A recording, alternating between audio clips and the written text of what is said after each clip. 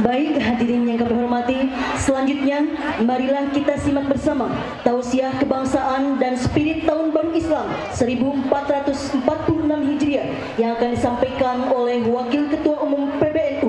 Yang terhormat Al-Mukarram Kiai Haji Zulfa Mustafa, disilahkan.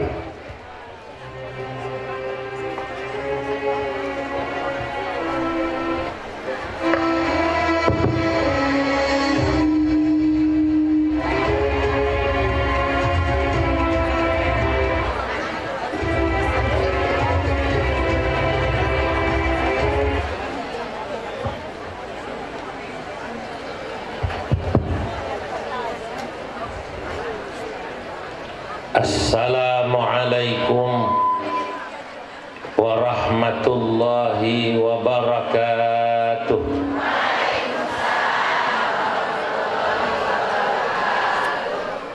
Alhamdulillahilladzi ja'ala nahdatal ulama'i syajaratan tayyibah asluha thabitun wa far'uha fis sama'. Wassalatu wassalam ala sayyidina wa habibina wa syafi'ina wa maulana Muhammadin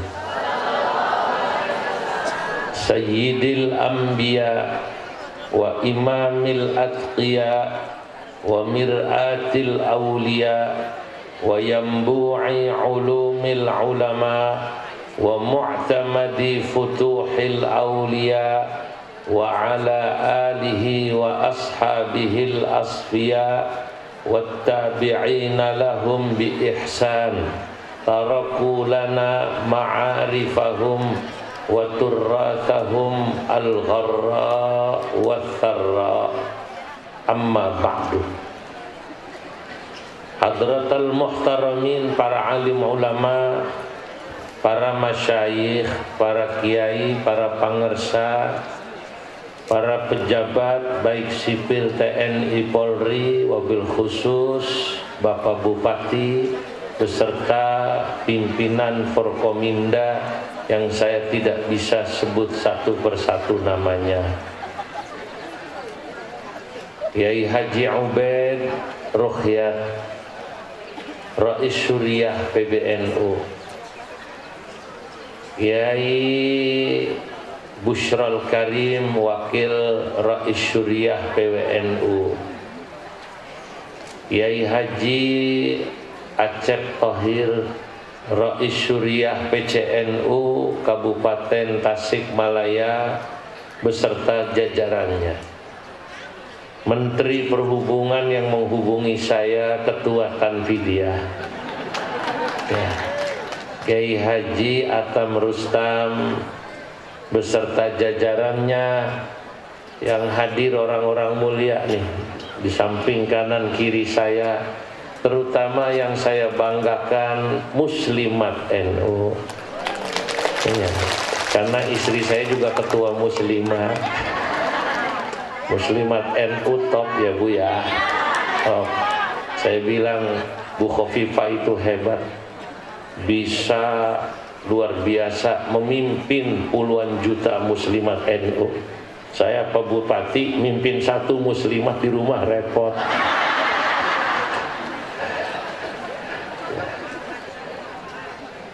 Ansor Fatayat Ibnu IPPNU, semua kader penggerak Nahdlatul Ulama, kader PDPKPNU yang luar biasa membanggakan.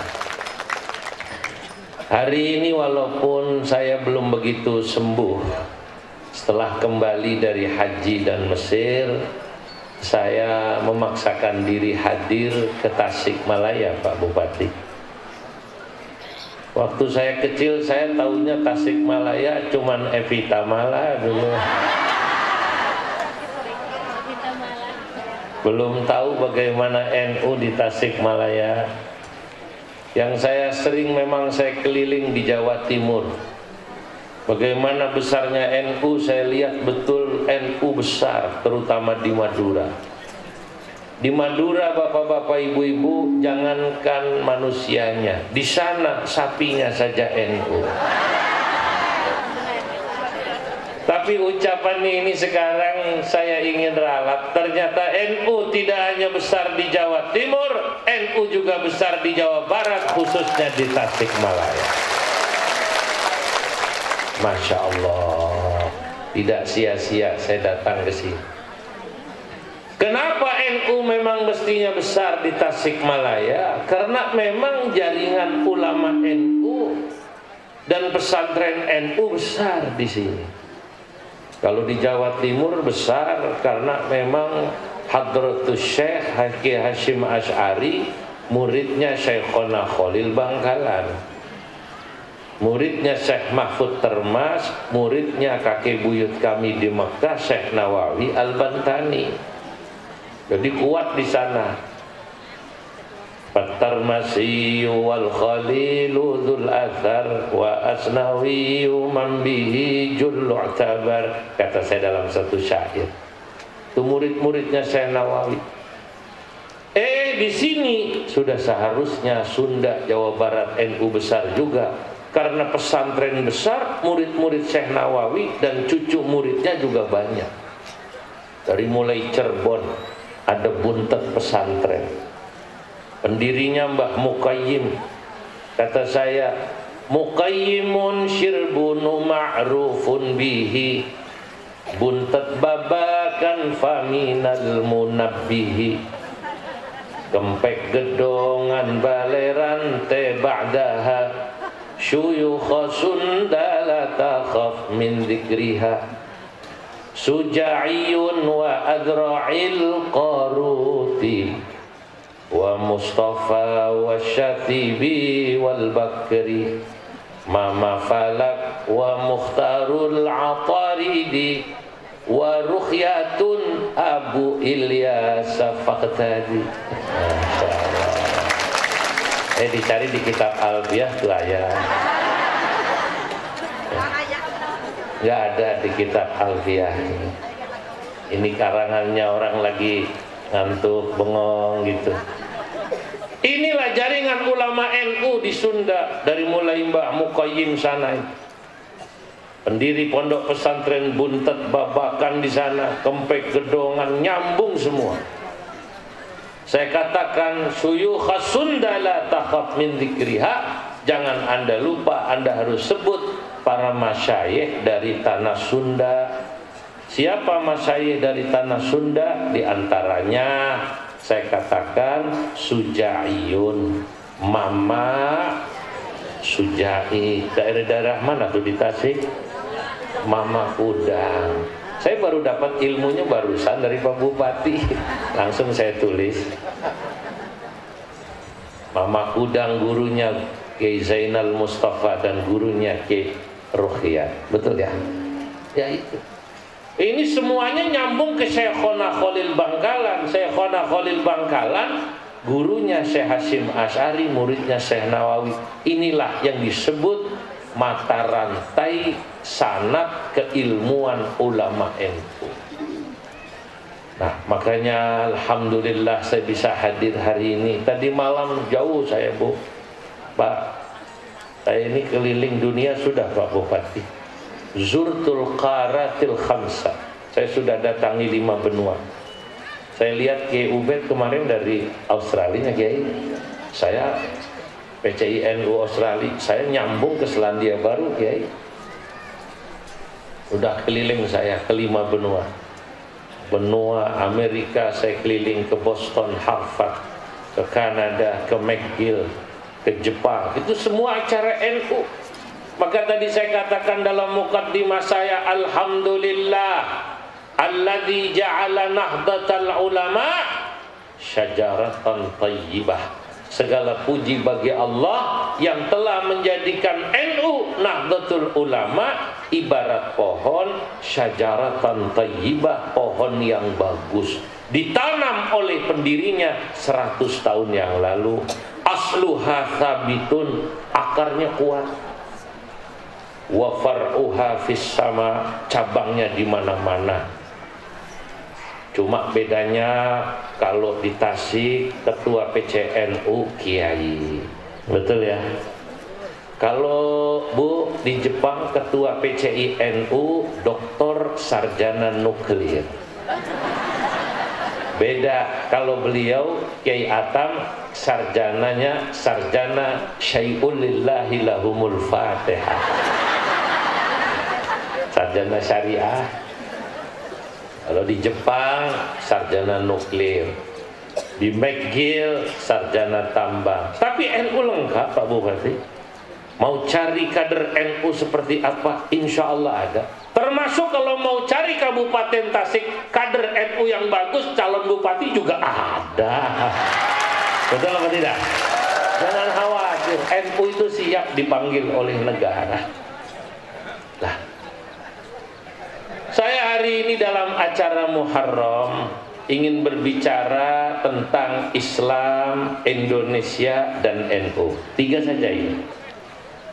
Islam, Indonesia, dan NU. Kalau kita bicara tentang Muharram, kita tidak bisa lepas bagaimana perjuangan Nabi Muhammad Sallallahu Alaihi Wasallam dalam dakwah Islamiyah. Inti daripada peristiwa Muharram, hijrah Nabi itu 2. Pertama tentang kesabaran, kedua tentang persatuan dan kekompakan. Begitu pula tentang Indonesia. Kalau kita bicara membangun Indonesia, begitu juga tentang Nahdlatul Ulama. Kalau kita bicara tentang membangun Nahdlatul Ulama, kita akan bicara tentang kesabaran dalam perjuangan, juga bagaimana persatuan dan kekompakan. Bapak Ibu yang saya muliakan, punten simkuring tetiasa Sunda.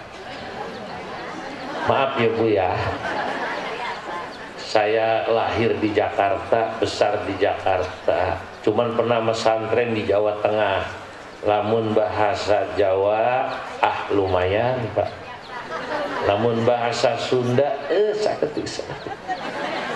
Karena ada darah Sunda pada diri saya, ibu saya, adik kandung Pak Kiai Ma'ruf Amin, Bapak Wapres, dari Tenara Syekh Nawawi. Nah itu sebagian bahasanya Jawa Reh, Jawa Cirebon, sebagian Jawa Sunda.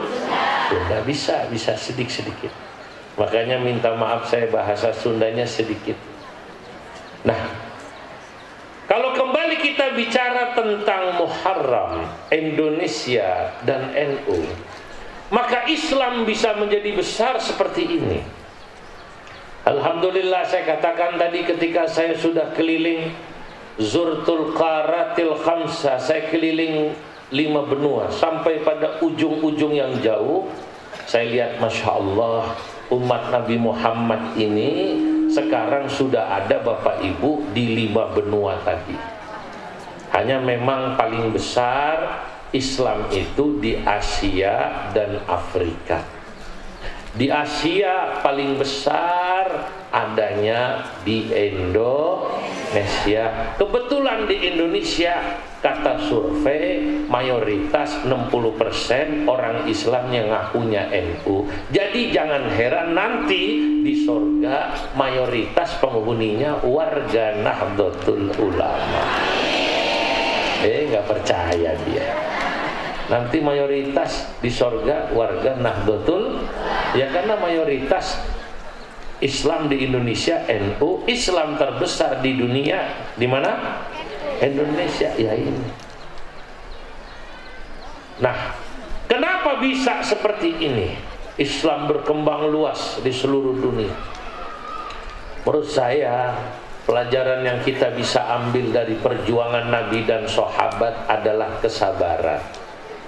Nabi menyebarkan Islam bersama sahabat, sabar Bu.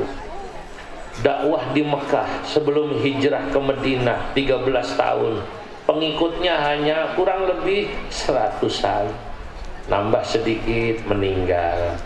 Nambah 1-2 murtad 1-2. Lama itu. Sampai Nabi ke Taif. Barangkali di Mekah susah, ke Taif, orang Taif mau diajak Islam. Tapi di Taif Nabi dakwah tidak disambut. Dalam kitab Barzanji ada itu.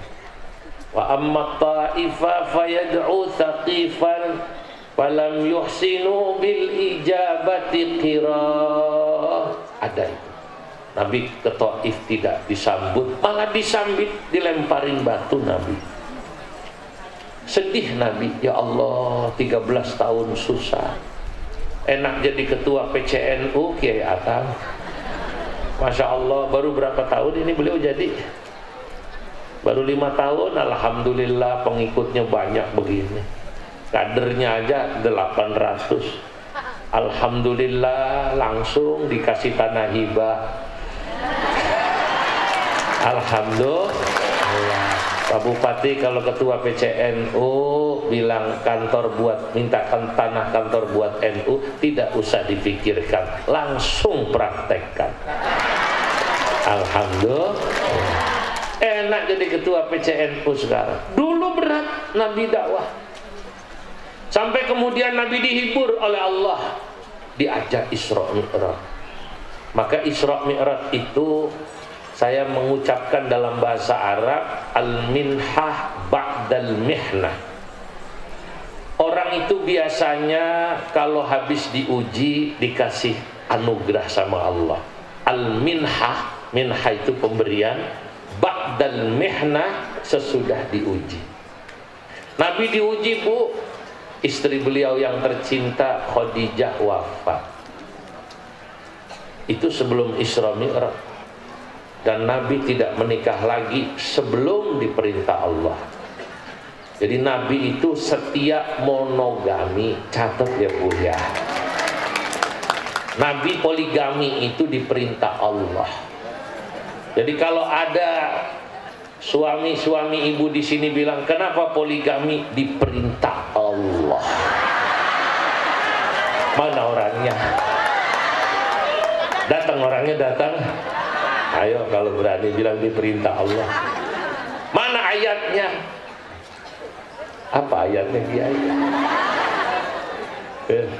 Ketua PC hiji apa 2? 1. Yang ketahuan meren. 1 pas 1 bunyai 1 asli. Saya tahu asli 1. Kiai Atam Bu, makomnya makom fa'in khiftum. Makomnya makom fa'in khiftum alla ta'dilu wahidah, iji wailah. Saya juga 1, alhamdulillah. Bu, Nabi setia naon? Monogam, wafat. Ditinggal wafat sama pamannya, pendukung utama. Diuji lama, oleh Allah dihibur. Karena sabar itu, dalam dakwah sabar. Dihiburnya bagaimana? Isra Mi'raj. Nabi berangkat Isra Mi'raj. Nah, dari Isra Mi'raj ada perintah sholat 5 waktu. Sesudah itu anugerah banyak. Datang perintah hijrah. Di Madinah Islam berkembang pesat. Cerita tentang ini diabadikan oleh Syekh Mahmud Al-Qushairi dalam sholawat nida yang biasanya disetel sebelum subuh kalau di beberapa masjid. As-salatu wassalamu alaihi ya imam al-mujahidin ya Rasulullah.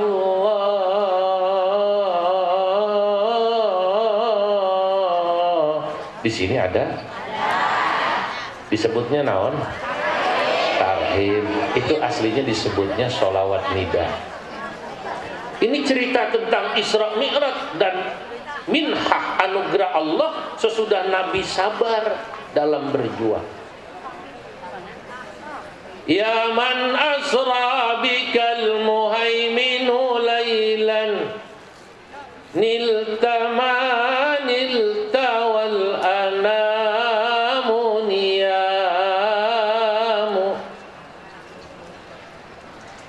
wa ilal muntaha rufi'ta kariman wa ilal muntaha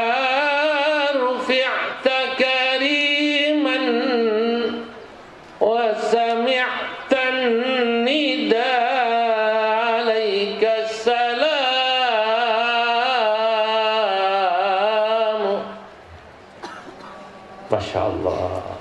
Nah, kesabaran Nabi ini berbuah. Datanglah perintah sholat 5 waktu sesudah beliau di Isra Mi'rajkan Allah. Datanglah perintah hijrah. Sampai di sana kesabaran itu berbuah, dakwah Nabi pesan. Sama kayak pejuang-pejuang kita dahulu, Bapak Ibu, dalam memperjuangkan bangsa ini. Bagaimana Masya Allah berjuang pengen merdeka, sampai salah satunya Kiai Pangersa Ajengan terbaik dari Singaparna menjadi pahlawan nasional untuk kemerdekaan kita, Kiai Haji Zainal Mustafa. Sabar yang mengambil buahnya kita. Alhamdulillah merdeka sekarang. Dulu susah, Bu.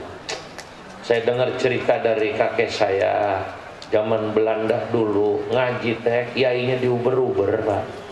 Pondok dibakar.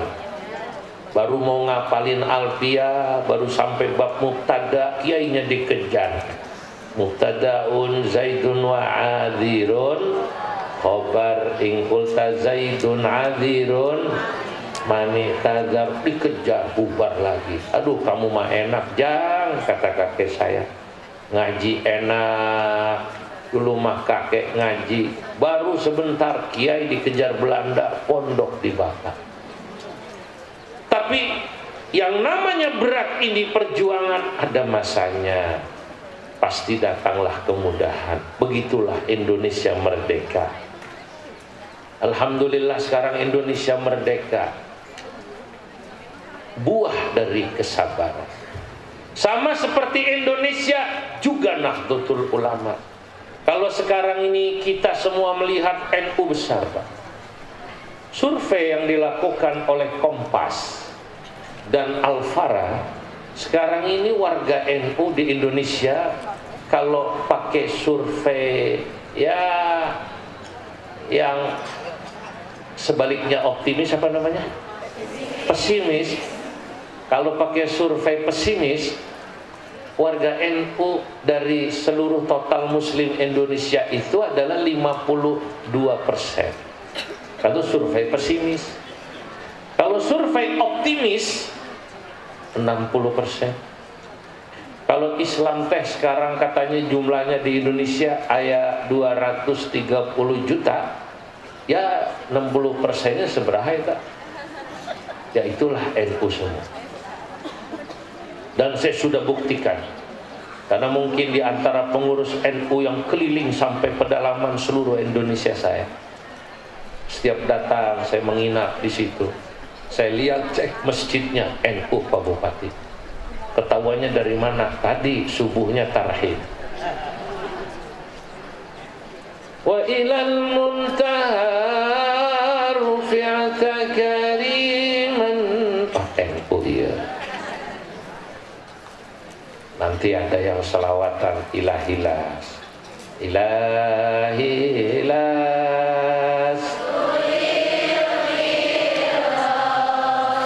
si ala wala aqwa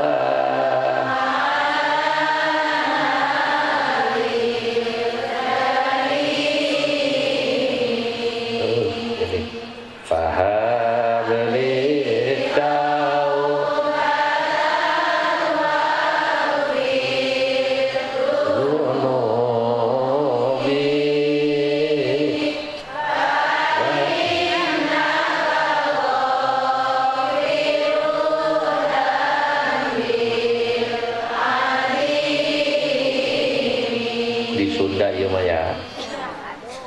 Begitu sampai NTB saya dengar selawatan NU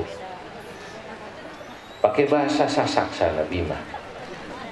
Nahdlatul Ulama, pusat ke alim ulama, endeku jeragama sampai ku tanah tamat. Nahdlatul Ulama itu di masjid sebelum sholat. Ya Allah, selawatan NU pakai bahasa Bima. Saya pengen denger nanti selawatan NU dikarang sama kader PKPNU ya Pak U bisa Pak U. Ngarangnya di bahasa Sunda kan. Bahasa Sunda. Lalu kemudian jadi selawatan dipakai seluruh Tasik, keren. Nanti saya sampai Sumatera Barat, saya dengerin selawatan. Selawatannya di sana mengikuti kearifan lokal, lagunya Ayam Delape. Ya Nabi salam alaika, ya Rasul salam alaika, ya Habib salam alaika, salawatullah alaika. Nanti sampai daerah Melayu, Riau, Kepulauan Riau, itu warga NU selawatannya mengikuti kearifan lokal, lagunya Cindai. Ya Rasulullah, ya Rafi'asya,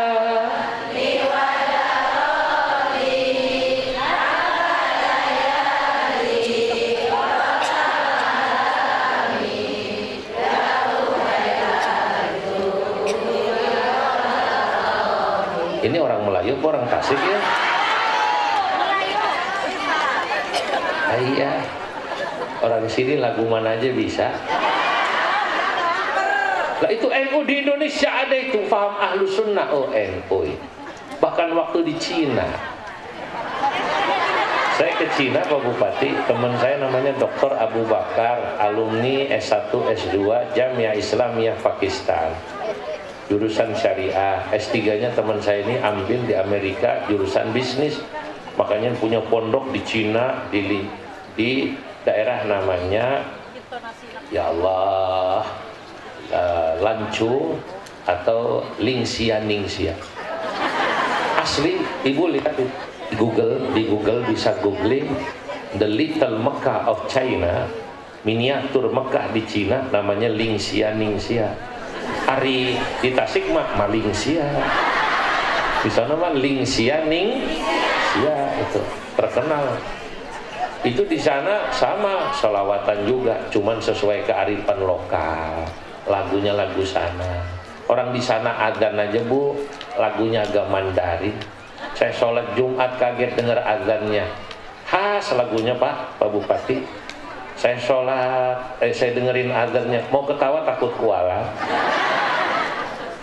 Hayya 'alas shalah,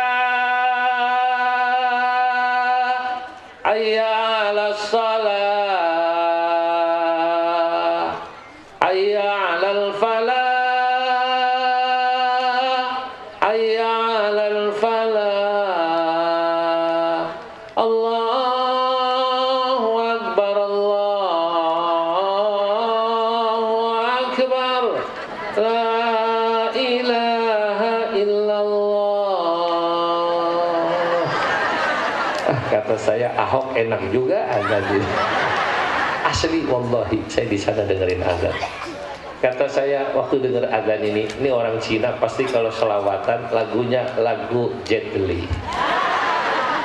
Begitu asyraqal ya Nabi salam alaik, blung blung blung, ya Rasul.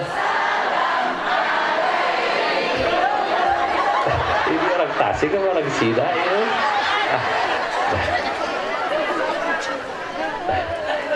Saya sampai Merauke, saya sampai NTT, ya Allah, saya dengerin sholawatan lagunya macam-macam. Kalau di Jawa malah lebih macam-macam lagi, Jawa Timur, Jawa Tengah.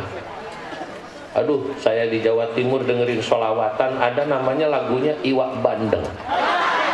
Sholawatan lagunya Iwak Bandeng. Ada juga yang sholawatan pusing karena tadi judi online itu.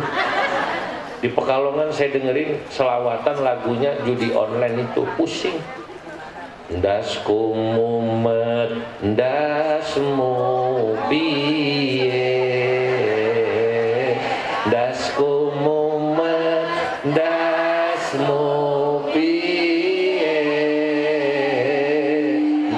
kumomat dasmu piye das kumomat dasmu piye mangga sholatullah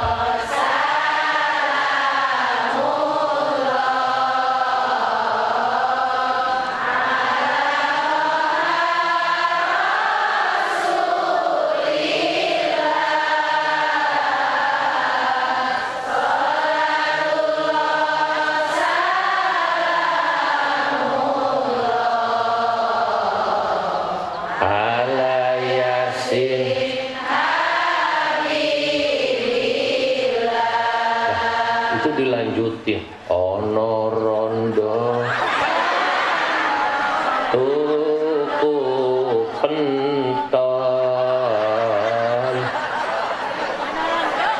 Tahu pentol? Pentol itu loh makanan anak-anak ya. Itu apa namanya? Cilok, Didi cilok, cilok. Ya Allah, ternyata pentol itu dilanjutin. Ada janda ya, dia pusing pinjol gitu, ternyata pentol itu maksudnya pusing apa nama pinjol. Nah, tapi ini Bapak Ibu, begitu saya lihat kenapa kok NU bisa menyebar dari 100 tahun didirikan para muassis. Dulu saya dengar Kiai Wahab Hasbullah, salah seorang muharrik. Kalau sekarang muharrik itu terjemahnya penggerak. Jadi kalau kita ini jadi kader penggerak NU, sebenarnya siapa yang kita contoh? Yang kita contoh Kiai Haji Abdullah Hasbullah. Beliau itu penggeraknya. Karena Kiai Hashim Asy'ari nunggu pesantren. Yang menggerakkan Kiai Wahab Hasbullah, Kiai Abdul Wahid Hashim, ayahnya Gus Dur. Sampai ayahnya Gus Dur wafat kecelakaan ketika ke Jawa Barat. Betul atau tidak? Ke Jawa Barat beliau. Di Bandung, di mana tuh? Nagrek ya? Ya. Di Cimahi. Keliling dulu ini para pendiri NU sabar. Maka semalam saya ketemu Kiai Juhadi Muhammad, ketua PWNU. Yai, katanya Tasik ini termasuk yang kader penggeraknya luar biasa. Saya keliling di Tasik, Masya Allah. Kadang-kadang dari kota sampai di ujung sana untuk perbatasan Australia 4 jam. Iya, Cipatujah, Citalo. Semalam saya bercanda sama Ki Busrol, saya sudah 5 benua saya datengin. Benua terakhir yang saya datengin malam ini benua Salopa. Nggak nyampe-nyampe, Masya Allah. Alhamdulillah. Lah, kita ini kalau lihat sekarang NU besar, ini sebenarnya memetik buah daripada perjuangan penggerak terdahulu. Ki Abdul Wahab Hasbullah, Ki Wahid Hashim, Gus Dur. Gus Dur itu kiai yang tidak ada capeknya. Keliling Indonesia. Saya tinggal memetik buah, ya Allah, melihat NU besar, senang saya Pak. Walaupun Tasik jangan bangga dulu Pak Ketua, kantor belum jadi. Betul apa tidak? NU juga belum punya rumah sakit sendiri, belum ya? Nah, iya, ini PR NU. Saya kadang-kadang suka datang ke cabang, ke provinsi. Pengurus NU-nya bangga pakai UWET. Pak Kiai, alhamdulillah NU di sini kerjasamanya bagus dengan Muhammadiyah. Muhammadiyah membangun rumah sakit dan kampus, NU menyiapkan pasien dan mahasiswanya. Aduh, kata saya, berarti NU ini donatur tetap Muhammadiyah. Nah, jadi kalau Tasik mau dikatakan NU-nya kuat, jangan hanya bangga dengan kader penggeraknya yang jumlahnya ratusan. Buktikan tahun depan NU punya kantor bagus, punya rumah sakit bagus, punya kampus bagus. Siap? Iya, saya membakar semangat Pak. Jangan seperti waktu saya ke Palembang sana, pengurus NU-nya bilang, alhamdulillah Kiai, seluruh MWC NU di Palembang sudah punya ambulan. Ada pengurus yang nyaut, ya Kiai, tapi ambulannya membawa warga NU ke rumah sakit Muhammadiyah. Kata saya, ini rahasia, jangan ngomong-ngomong ya, malu ya mah. Ini mah otokritik namanya. Non otokritik. Boleh apa tidak kita mengkritik diri sendiri? Boleh, supaya bangkit. Jangan hanya bangga kader kita banyak, jumlah kita banyak. Saya katakan di mana-mana. Betul, NU ini adik bongsor dari Muhammadiyah. Waktu ada acara Mata Najwa di UMS, Universitas Muhammadiyah Surakarta, Pak. Oh, hadir mana ketua Muhammadiyahnya? Ada ya? Ya, alhamdulillah. Ya, Pak Ketua Muhammadiyah. Saya dengan Pak Sekum Muhammadiyah, Profesor Dr. Abdul Mukti, diwawancara sama Najwa Shihab, putranya Pak Quraish Shihab. Kata Pak Najwa Shihab, Pak Kiai, satu kalimat singkat tentang Muhammadiyah. Saya bilang Muhammadiyah saudara tua. Kakak maksudnya. Saudara tua itu naon? Kakak. Wah, berarti saudara. Jadi makanya saya tidak pernah menganggap Muhammadiyah musuh. Karena kakak. Kenapa kakak? Nanti saya jelaskan. Waktu Najwa Shihab tanya, kenapa kok Muhammadiyah kakak? Pertama, karena Muhammadiyah itu didirikan duluan. Kenapa saudara? Karena Ki Hashim dengan Ki Ahmad Dahlan berguru pada guru yang sama, baik di Indonesia maupun di Arab.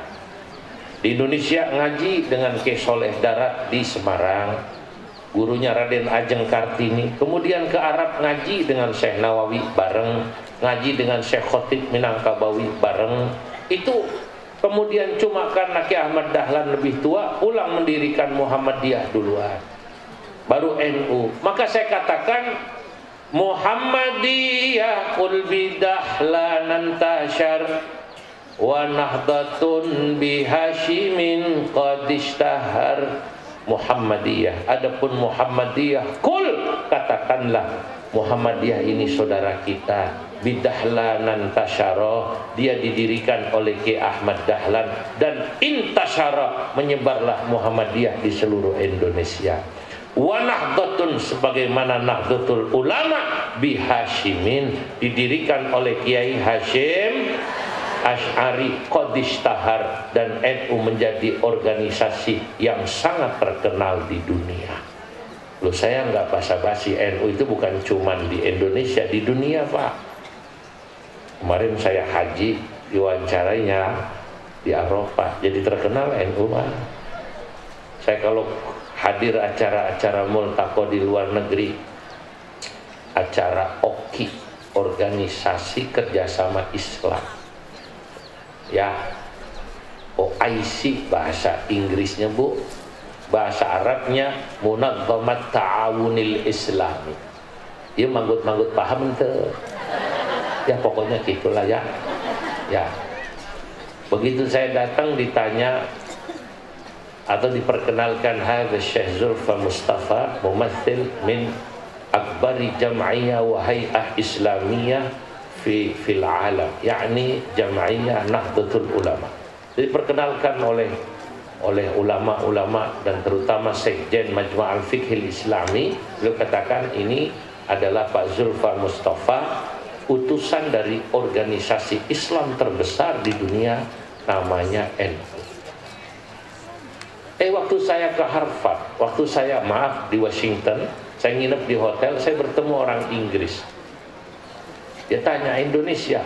Ya, saya bertemu dengan ketua umumnya. Ya, saya ketemu orang Indonesia dari Nahdlatul Ulama. Teman saya bilang, ini wakilnya. NU terkenal, alhamdulillah. Nah, ini Bapak Ibu, organisasi ini berkah. Oleh karenanya tadi sama seperti kita menjaga dakwah Islam yang semakin besar ini, juga sama kita menjaga Indonesia yang sudah semakin tua umurnya, juga kita harus sama menjaga bagaimana kebesaran NU ini. Jangan sampai orang di luar Islam tidak suka Islam gara-gara kita. Jangan sampai orang tidak suka Indonesia gara-gara perilaku kita. Jangan sampai orang tidak suka Nahdlatul Ulama gara-gara perilaku kita yang katanya orang NU. Sebab banyak orang di luar Islam tidak suka Islam karena perilaku orang Islamnya. Inilah yang dikatakan oleh ulama dulu, al-Islam mahjubun bil muslimin. Islam itu seringkali jelek karena kelakuan orang Islamnya. Betul?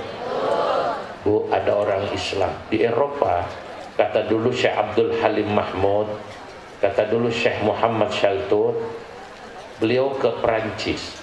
Di Perancis kata beliau orang Islam sedikit, tapi ajaran Islam diajarkan di Perancis, diamalkan di Perancis. Contoh, buang sampah tidak sembarangan. Contoh, antri tertib. Kencing di tempatnya, Bu.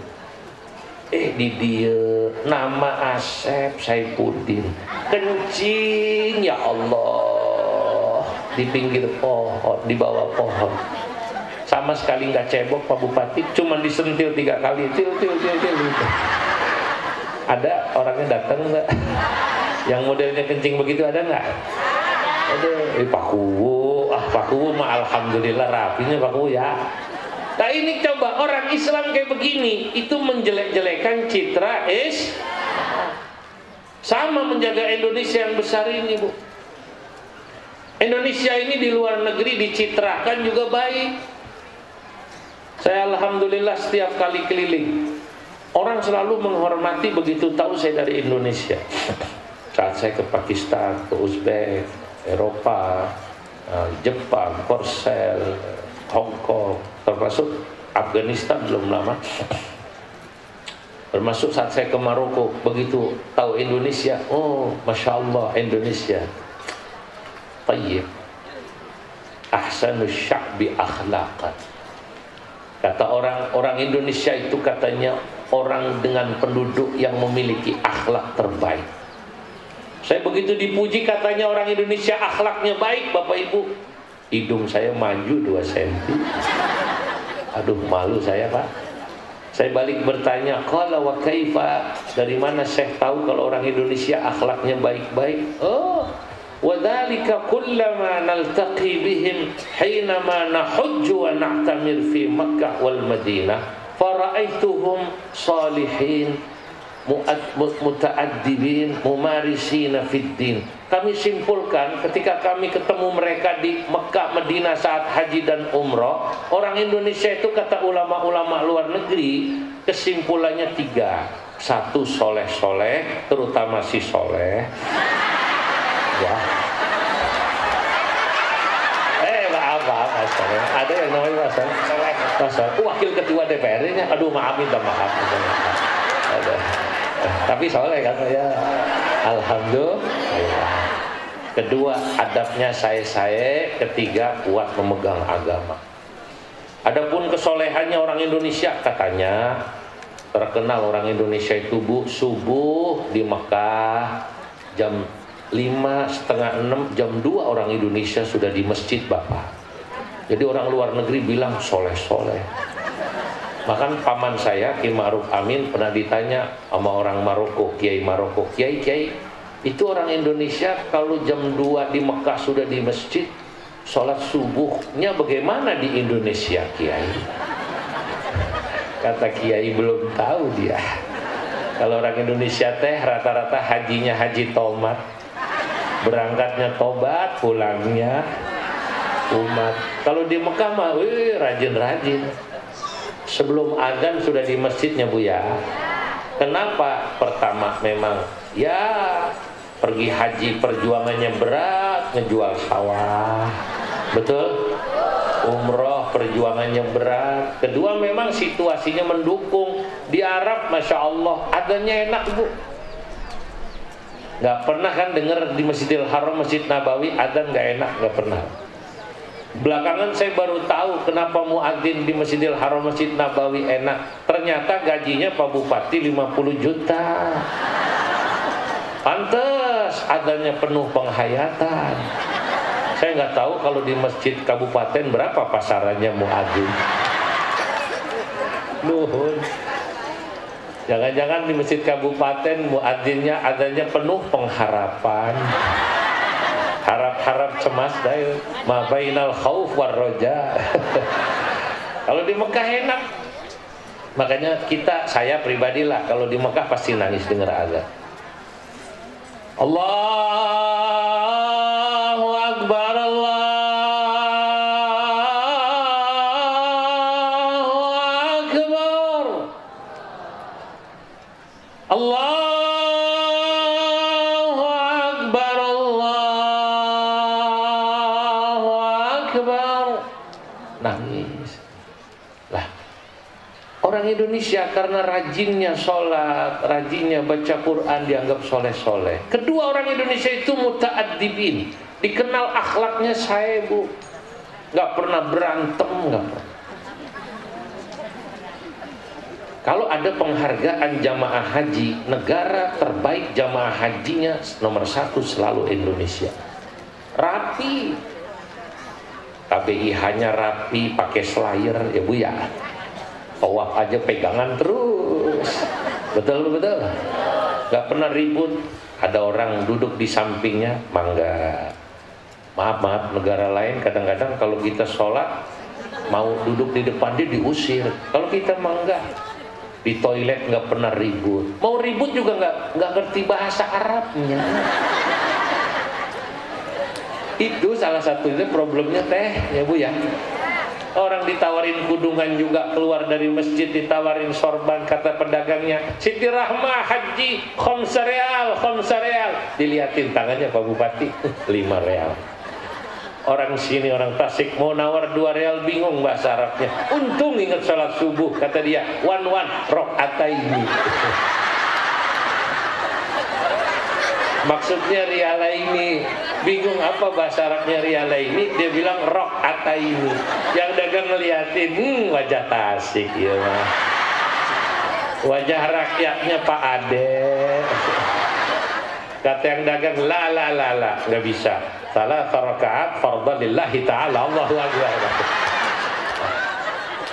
Kalau mau 3 katanya. 3 real jadi salah rakaat. Jadi orang Indonesia ini pertama terkenal soleh, kedua akhlaknya bagus, ketiga mumarisina fiddin, kuat memegang agama. Lah, coba image ini, image kita sebagai muslim yang baik, sebagai orang Indonesia yang baik, tambah nomor 3, sebagai orang NU yang baik harus kita jaga. Tolong ya, memang kalau dibilang orang NU baik 100% juga susah Pak Bupati. Karena NU besar, orang di mana-mana kalau mayoritas pasti warganya kata orang Madura cemacem tayir. Pernah dilakukan survei di Jawa Timur, punten ya rahasia jangan ngomong-ngomong ya.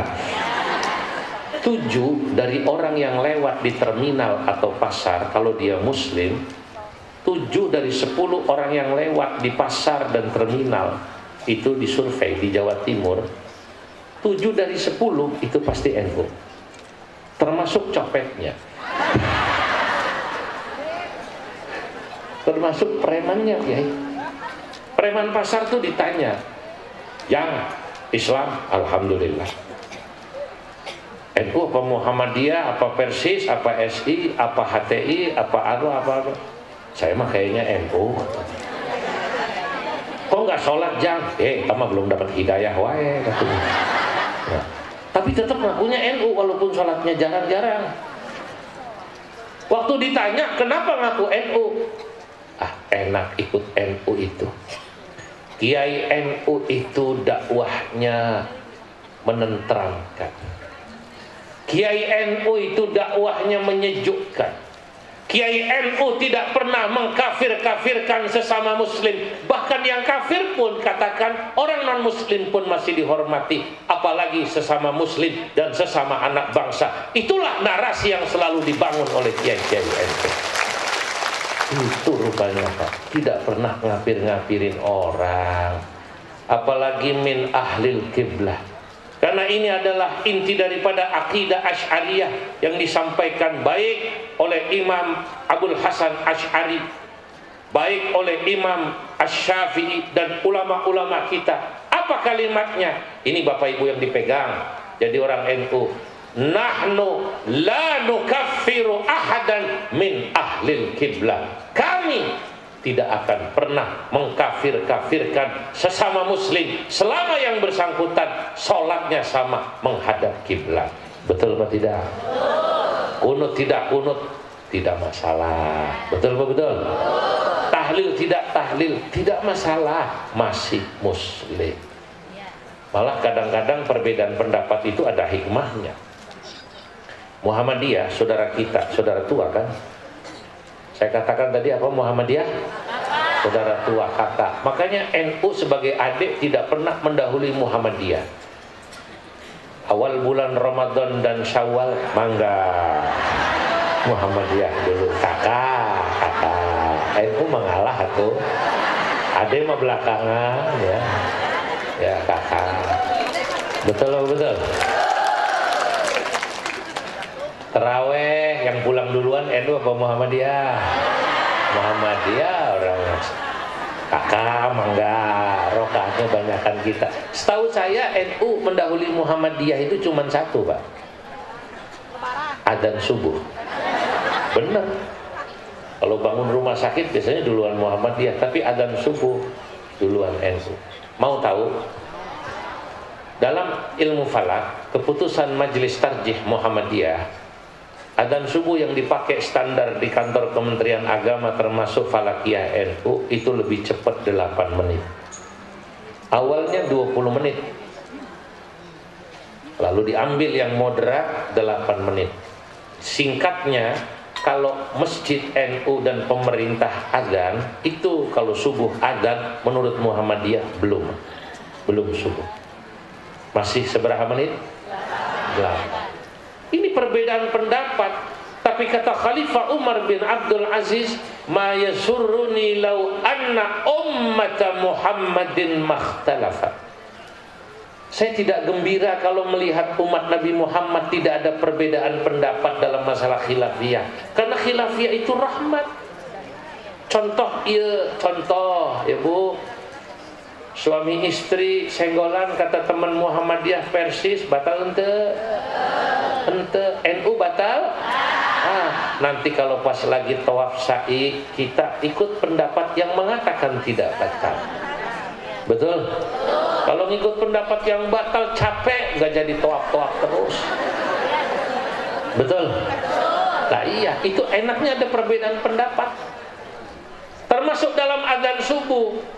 Kalau kapan-kapan warga NU kapan-kapan bangun subuh kesiangan, baru makan sahur 2-3 suapan adzan Pak Bupati. Allahu Akbar, Allahu Akbar. Sahaya tak adzan Udin NU, masjid NU. Ini masa ikut Muhammadiyah dulu Masih seberapa menit? 8 tagung katanya itu. Ini rahasia. Tapi yang boleh ngamalin yang hadir hari ini karena tahu alasan falakiyahnya kan gitu ya. Kalau nggak tahu nggak boleh. Ibu ngaji kan? Alasannya karena menurut teman-teman Muhammadiyah ini loh ya, fajar sidiknya terlalu kecepatan, mataharinya belum naik. Itu kira-kira lah kurang 8 menit atau 2 darajah. Itu ilmu falak. Nah, kita ini Bapak Ibu, jadilah orang Islam yang baik. Jadilah orang Indonesia yang baik. Ini Indonesia luar biasa.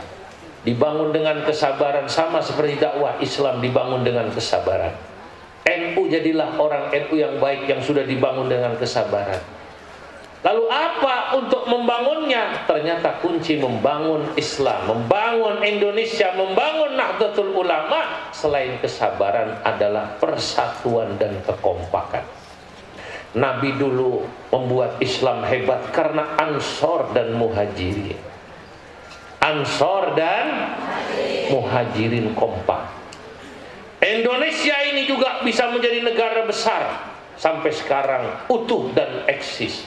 Bapak-bapak, ibu-ibu, warga NU ini salah satunya diajarkan oleh guru kita untuk cinta agama dan cinta tanah air. Bapak Bupati, Bapak Kapolres, Bapak Dandim.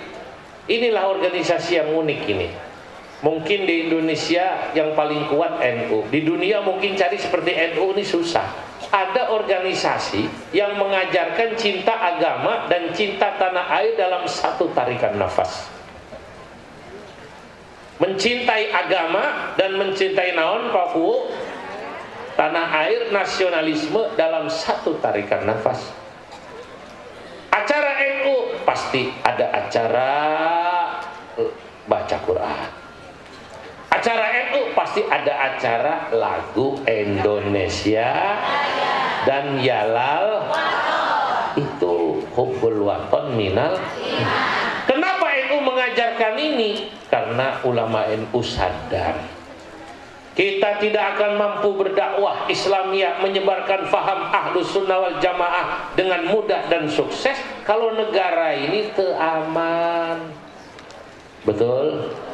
Kalau negara ini tidak aman, tidak mungkin. Saya tanya sekarang, Bapak Ibu sekarang meninggalkan rumah, hadir di pondok pesantren Sukamanah ini, merasa aman apa tidak? Rumah ditinggal aman. Alhamdulillah, kebetulan di rumah emang lagi nggak ada apa-apa, aman, betul? Coba di tempat lain, anaknya sekolah, Bu, saya dari Afghanistan nangis loh. 2 kali saya ke Afghanistan, berangkat misi negara bersama ulama-ulama. Ya Allah, di sana sekolahan cuman di ibu kota, perang terus, madrasahnya hancur. Kalaupun sekolah beratapkan langit, musim panas kena panas, musim dingin kena. Nah kalau gitu saya harus bersyukur. Kita harus bersyukur tinggal di Indonesia. Alhamdulillah. Nah kuncinya apa ini? Kita kalau mau tetap kuat Islam di Indonesia, Indonesia sendiri, NU, kuncinya kompak bersatu. Kompak Kalau ada perbedaan madhab fikih, tadi saya katakan NU, Muhammadiyah, Persis, itu masalah madhab fikih. Itu cuma masalah pilihan-pilihan pendapat, termasuk cara dakwah. NU memang 70% Pak Bupati di desa, 30% di kota. Kalau Muhammadiyah dibalik meren. Muhammadiyah 70% di kota, 30% di desa. Maka wajah-wajah warga Muhammadiyah biasanya intelek, karena orang kota biasa saja. Tapi Islam di Indonesia tidak akan besar kalau tidak ada ormas Islam ini semua. Apakah NU, Muhammadiyah, SI dan lain sebagainya. Kullun ya'malu ala syakilati. Masing-masing berdakwah sesuai dengan jalannya. Saya semalam dari Salopa, pondoknya Kiai Busrol, cerita ayah saya dulu dakwah Kiai Saifuddin Zuhri. Kata Kiai Busrol, itu jalan jauh katanya, berangkat habis asar, pulang jam 3 subuh. Ini yang mendakwahkan Islam dan sekaligus mendakwahkan NU di desa-desa, sehingga NU besar seperti ini. Persatuan ini penting. Makanya saya ingin katakan, di tahun baru Hijriah ini, mari sama-sama kita perkuat. Ukhuwah pertama yang harus kita bangun, ukhuwah nahdiyah, persatuan sesama warga NU. Warga NU gak usah sikut-sikutan ya, Bu. Kalau nanti ada warga NU sama-sama nyalon kuwu di satu desa, sama-sama NU, yang rukun wae, gak usah marah. Sama-sama warga NU, ada yang nyalon anggota DPRD, satu dari PDI, satu dari PKB, satu dari P3, satu dari Golkar. Ya, semoga semuanya jadi. Kalau sudah jadi, semuanya berjuang buat bangsa dan negara, terutama buat Nahdlatul Ulama. Begitu saja. Ada kader NU nyalon bupati, dua-duanya, tiga-tiganya kader NU. Alhamdulillah. Nggak usah gontong-gontongkan, Pak Ade ya. Biasa saja. Yang jadi nggak usah sombong, yang kalah tidak usah baper, nggak usah naon baper. kemudian marah sama pengurus PCNU. Pengurus PCNU lebih condong ke sana, nggak usah. Ini persatuan. Karena Islam kuat, persatuan. Dulu Hadratus Syekh, pendiri NU, Bapak Ibu, adalah ulama yang gandrung dengan persatuan. Saya ingin cerita pada bapak-bapak, ibu-ibu, Mbah Hasyim Asy'ari itu tidak suka kalau ada orang ngaku NU lalu menyampaikan narasi kebencian. Kebencian sama orang karena dia kafir, non-muslim, dimusuhi. Jangan, wong dia jadi orang non-muslim, katakanlah kafir, belum Islam, hakikatnya kehendak saha Allah. Ya sudah, kita yang Islam ini harus bersyukur, alhamdulillah, kita jadi NU, nggak usah musuhin Muhammadiyah. Tinggal kemudian ya saling mengisi saja. Kebetulan kalau Muhammadiyah sama NU mirip. Bedanya dikit Bu, NU Muhammadiyah itu kunut ya Bu ya, selamatan, barzanji gitu doang ya. Tahlil jarang, Muhammadiyah nggak pernah tahlil di Tasik ya. Ya paling itu aja, nggak apa-apa. Yang penting jangan nyerang yang tahlil, betul. Jangan nyerang yang kunut, jangan nyerang yang selawatan. Lamun nyerang, awas ya. Itu mulai kalau nyerang ngajak ribut. Saya kadang-kadang kalau ada orang ceramah pidato, orang awam ditanya-tanya, mana dalil tahlil, mana dalil kunut, mana dalil tawasul. Yang ditanya Pak Kuwu, yang nggak ngerti. Pak Kuwu ditanya dalil, kalau ditanya surat tanah tahu. Betul? Kalau nanya dalil, nanyanya kiai, nanyanya pangersa atuh, jangan suka ribut.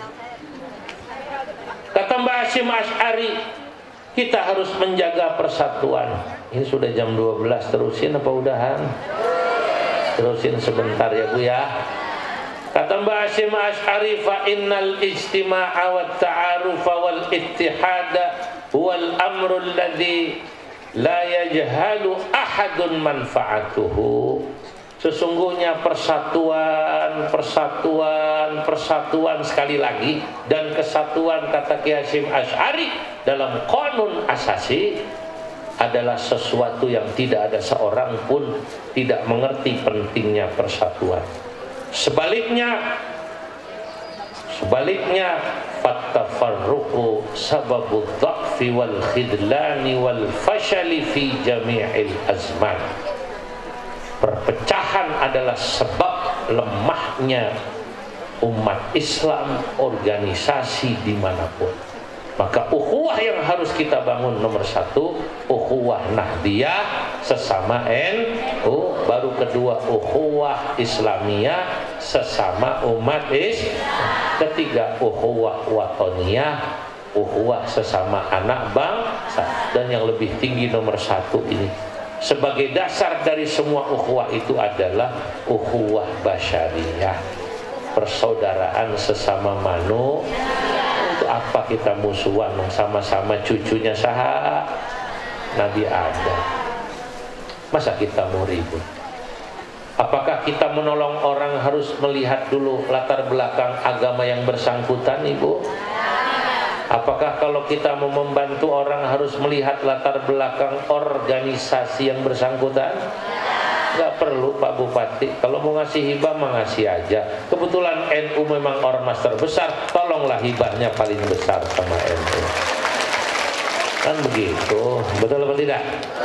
Kalau ada orang jatuh naik motor, gedebuk di jalan, masa ditanya, Islam bukan? Islam Pak, benar. NU apa Muhammadiyah? NU Pak. Serius. PKB apa P3? PDI Pak. Wah, PDI. Partainya Pak Bupati ya Pak. Masya Allah, masa harus ditolong atau tidak ditolong? Itulah ukhuwah basyariyah. Jadi inti daripada hijrah dua, sabar dan persatuan. Kalau kita sabar dalam berjuang, insya Allah hasilnya baik. Kalau kita tetap bersatu kompak, Islam, Indonesia, dan NU akan tetap kuat. Sekian, mohon maaf atas segala kekurangan. Wallahul muwaffiq ila aqwamit thariq. Wassalamualaikum warahmatullahi wabarakatuh.